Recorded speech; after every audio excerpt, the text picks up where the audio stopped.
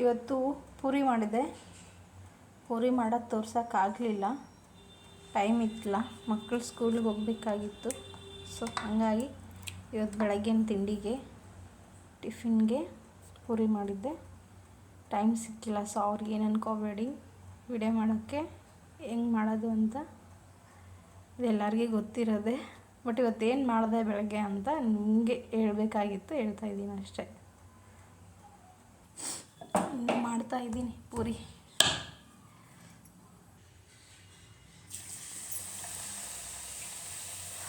ಏನಪ್ಪ ಪೂರಿ ಮಾಡೋದನ್ನು ತೋರಿಸ್ಲಿಲ್ಲ ಅಂತ ಇದ್ದೀರ. ಇನ್ನೂ ಮಾಡ್ತಾಯಿದ್ದೀನಿ ಪೂರಿ.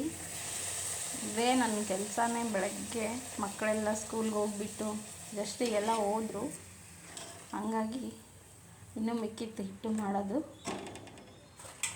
ಇವತ್ತೇನು ಮಾಡಿದೆ ಅಂತ ನಿಮ್ಗೆ ಏನಾದರೂ ಈ ಥರ ಅಡುಗೆ ಬೇಕು ಅಂದರೆ ಹೇಳಿ, ಕಮೆಂಟ್ ಮಾಡಿ. ನಾನು ಅದೇ ಥರ ಅಡುಗೆ ಮಾಡಿ ನಿಮಗೆ ತೋರಿಸ್ತೀನಿ, ಸರಿನಾ? ನೋಡಿ, ಟೀನೂ ರೆಡಿ ಆಗ್ತಾ ಇದೆ.